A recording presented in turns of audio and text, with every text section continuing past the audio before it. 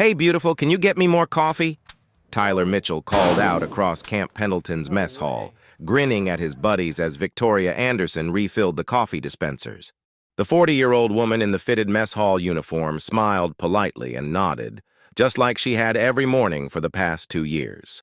What these cocky Marine recruits didn't know was that Vicky Anderson had spent 15 years as one of the Corps' most lethal snipers. She'd eliminated targets at distances they couldn't even imagine, set range records that still hadn't been broken, and earned a sniper qualification badge that was now hidden beneath her civilian work clothes. But when Tyler started bragging loudly about his marksmanship scores and Staff Sergeant Davis challenged her to try shooting with the real Marines, Vicky quietly reached into her pocket and pulled out something that made every jaw in that mess hall drop to the floor. Victoria Anderson had been invisible for exactly 2 years at Camp Pendleton, serving meals to Marines who looked right through her. At 40, her honey blonde hair was always pulled back in a practical ponytail, and her form-fitting mess hall uniform showed off the athletic figure she'd maintained through years of rigorous training. The uniform hid everything that mattered. It hid the small scar on her right shoulder from a Taliban sniper's bullet.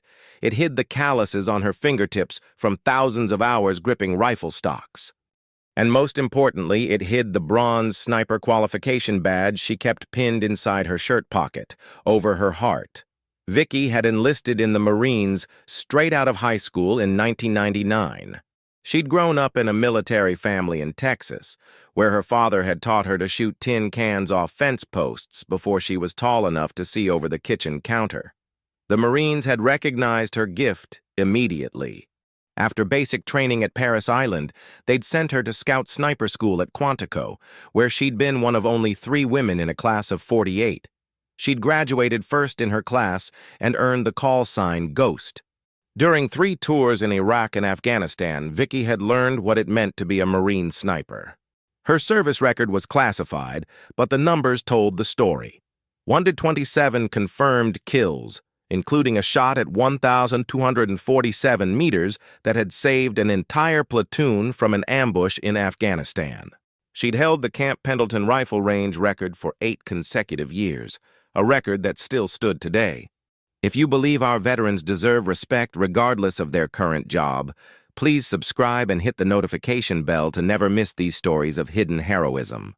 The decision to leave the Marines hadn't been easy.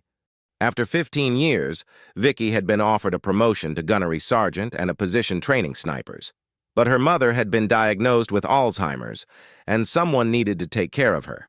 So Vicky hung up her uniform and took the first job she could find with flexible hours at Camp Pendleton, the same base where she'd once been a legend. The mess hall job paid $18 an hour plus health insurance, enough to cover her mother's care facility and her modest apartment in Oceanside. None of the Marines she served knew that the hands filling their coffee cups had once held the lives of their fellow Marines in perfect, deadly stillness. Tyler Mitchell was 20 years old and had been a Marine for exactly 8 months, which made him an expert on everything. His best friends Jackson Brooks and Connor Smith were equally convinced of their tactical superiority after graduating infantry school. This Tuesday morning found them critiquing range scores from the previous day and holding court about their superior military skills. "I'm telling you," Tyler said, cutting into his eggs aggressively, "these range instructors don't know what they're talking about. I've been shooting since I was 12. That's when Vicky approached to refill their coffee, moving with quiet efficiency. "Morning, guys," she said with a polite smile. "How's everyone doing today?" Tyler looked up with a smirk he thought was charming. "Well, hello there, beautiful. We're doing great now that you're here." Connor decided to join in. "You know, Vicky," he said, reading her name tag, "you should come watch us at the range sometime. See what real shooting looks like." "Yeah," Jackson added. "Bet you've never seen anyone handle a weapon like we do. It takes real training. Not something you learn from movies." Vicky finished filling their cups without commenting. She'd heard this before from young Marines full of testosterone and 8 months of training. "I bet she's never even held a real gun," Tyler said loud enough for surrounding tables to hear. "Probably thinks they work like water pistols." The comment drew chuckles from nearby Marines. Vicky felt the familiar tightness in her chest from being dismissed by people who had no idea what she'd sacrificed. "Hey, Vicky," Tyler called after her. "If you ever want to learn how to shoot, just let us know. We'd be happy to teach you the basics." More laughter echoed through the mess hall as Vicky kept walking, her jaw set in the neutral expression she'd perfected over 2 years of swallowing her pride. Staff Sergeant Mike Davis walked into the mess hall fresh from the morning range session. At 35, Davis was a career Marine with 2 Iraq tours who considered himself a marksmanship expert. He'd been watching Tyler's performance and decided to join the entertainment. "What's all the commotion?" Davis asked, approaching their table.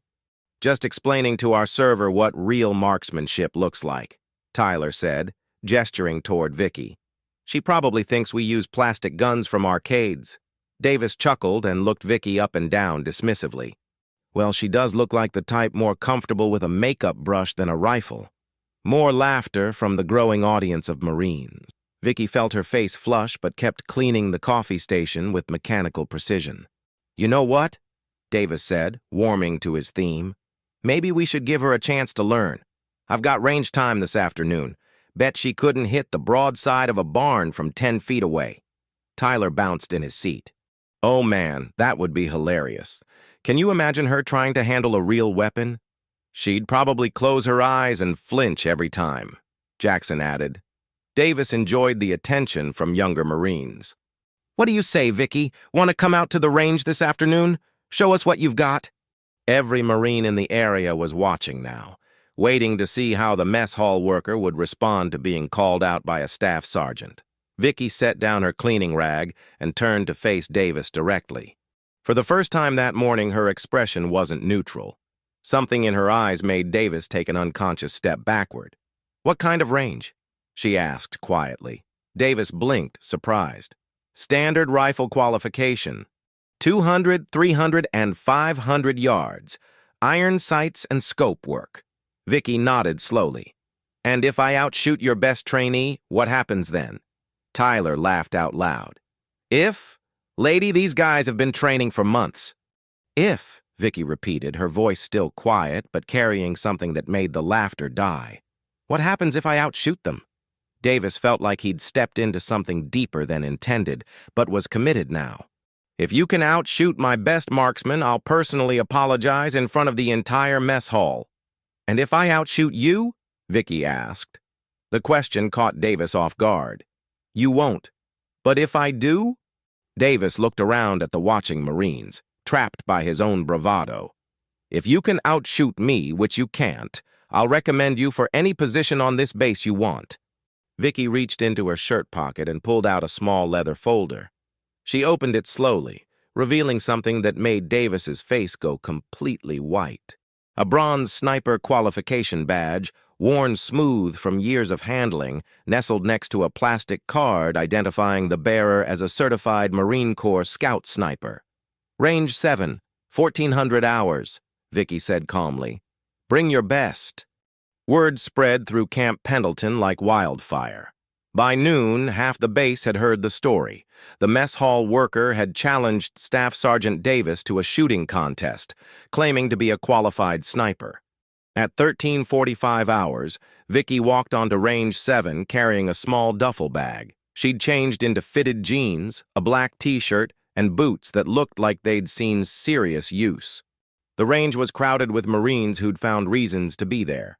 Tyler, Jackson, and Connor were present, along with staff sergeants and sergeants who'd come to watch their colleague either prove his point or get embarrassed.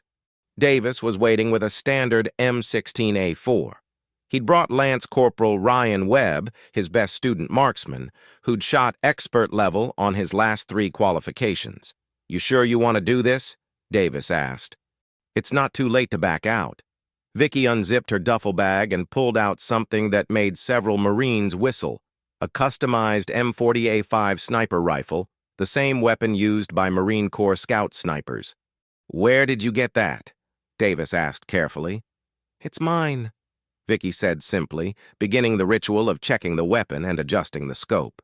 Her movements were automatic, muscle memory from thousands of hours of practice. The rifle was beautiful, pristine, but clearly well used. Every component had been carefully maintained and upgraded. This wasn't borrowed equipment. This was a professional's tool. "What's your qualification level?"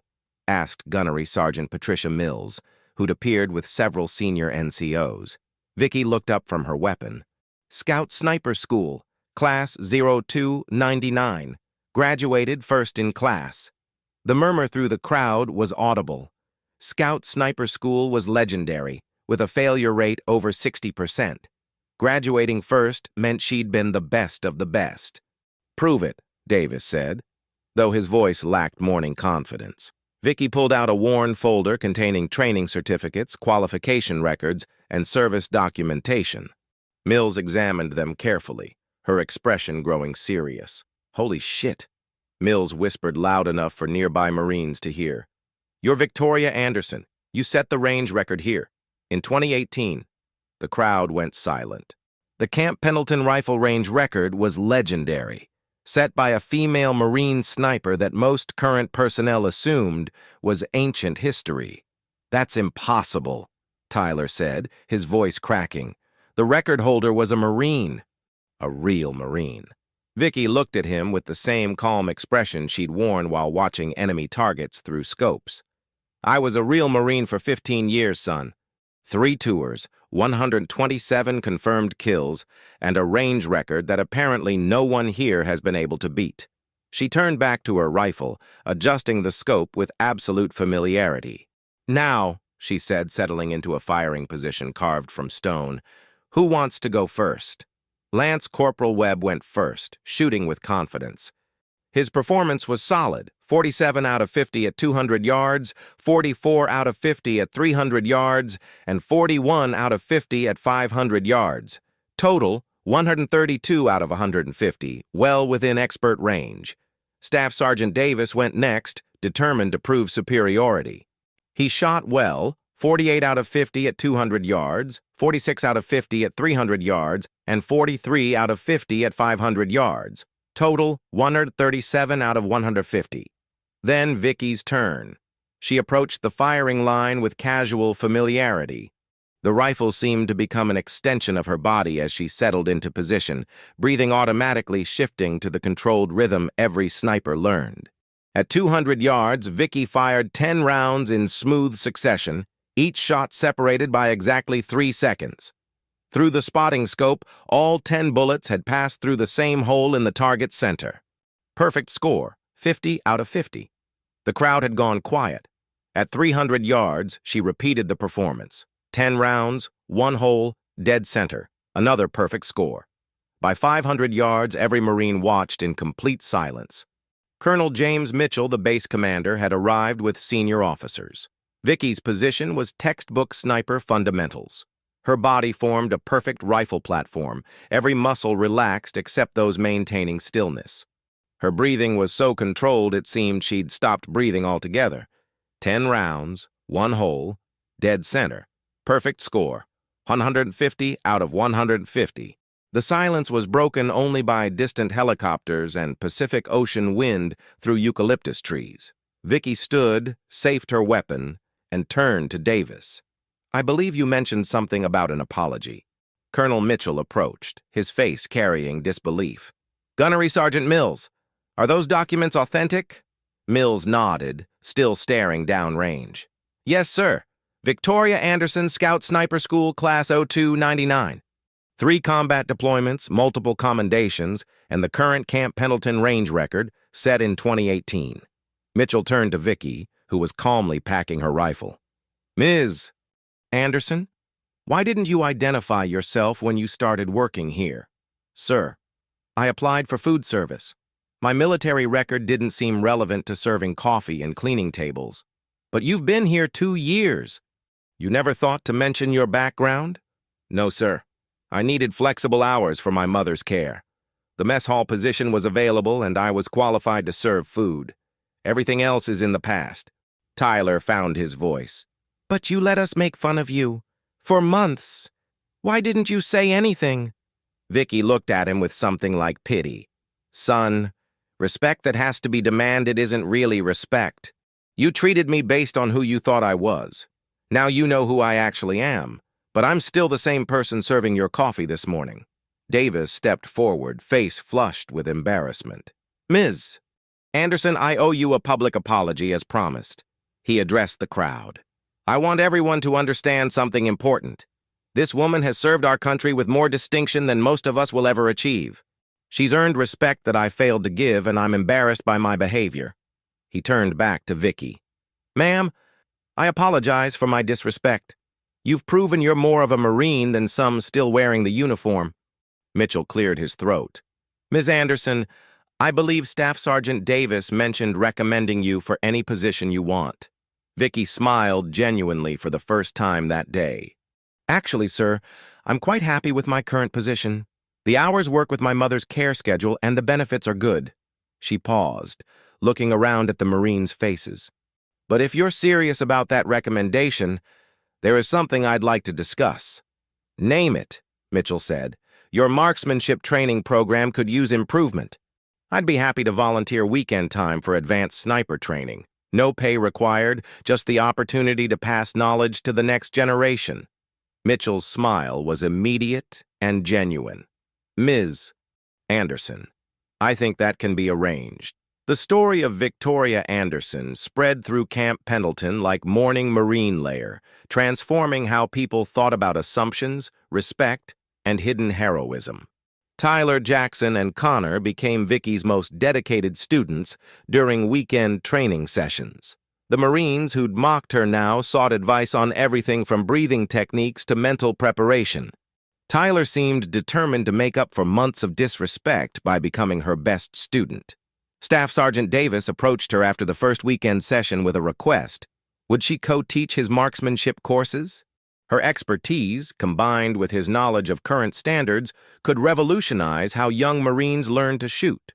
Within 6 months, Camp Pendleton's marksmanship scores improved dramatically. More importantly, Marines learned not just about shooting, but about respect, humility, and recognizing competence regardless of packaging. The mess hall became different. Marines now knew the woman serving coffee had served with honor in places they could barely imagine. Conversations shifted from casual dismissal to genuine respect. A year later, the rifle range was officially renamed the Victoria Anderson Marksmanship Center, with a plaque reading, "In honor of those who serve with quiet excellence, whose dedication continues long after they remove the uniform." At the dedication ceremony, Vicky wore her dress blues for the first time in 3 years. Standing before assembled Marines, she thought about her father's words. Some people are born to be warriors. She'd never stopped being a warrior. She'd just learned that sometimes the most important battles are fought not with rifles, but with dignity, patience, and quiet determination to prove that respect is earned through character, not assumptions about appearances. The young Marines she trained would carry that lesson wherever service took them, understanding that true strength comes not from dismissing others, but from recognizing that heroes often come in unexpected packages. And sometimes, the most dangerous person in the room is the one everyone underestimates. The quiet professionals walk among us every day, serving coffee instead of carrying rifles, cleaning tables instead of eliminating threats. But heroism doesn't fade just because you change uniforms. It waits patiently for the moment when someone needs to be reminded that respect is earned, not assumed. Subscribe to Tales of Dignity if you believe that honor serves in silence, and that sometimes the most qualified person in the room isn't wearing the uniform you expect.